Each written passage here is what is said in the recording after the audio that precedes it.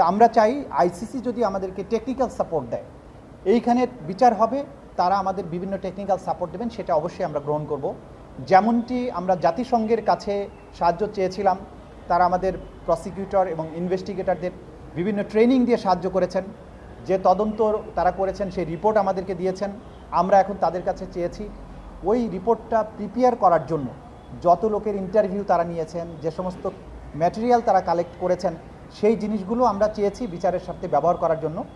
সেই তথ্যাদি পাওয়ার ব্যাপারেও আমরা প্রক্রিয়ার মধ্যে আছি।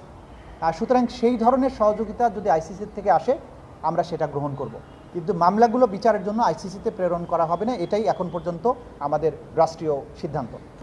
আমরা যেহেতু এটা পাঠানোর চিন্তাই করছি না, কাজে এই প্রসঙ্গটা আলোচনা করার প্রয়োজনই নেই।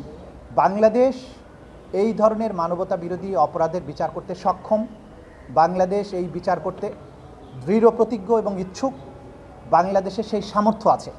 সুতরাং ঘটনা বাংলাদেশে ঘটেছে, আসামিরা এই বাংলাদেশেই বাস করে বা বাংলাদেশের আশেপাশেই আছে, সাক্ষীরা এখানকার। সুতরাং এই বিচার বাংলাদেশের কোর্টে হবে, এইটাই হচ্ছে স্বাভাবিক বিষয়।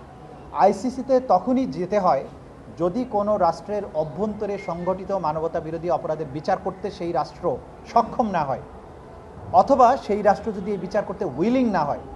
বাংলাদেশের ক্ষেত্রে এই দুটার একটাও প্রযোজ্য না। সুতরাং বাংলাদেশ আইসিসির মেম্বার রাষ্ট্র হওয়া সত্ত্বেও বাংলাদেশের অভ্যন্তরে সংগঠিত মানবতা বিরোধী অপরাধের বিচার বাংলাদেশের অভ্যন্তরেই করতে চায়।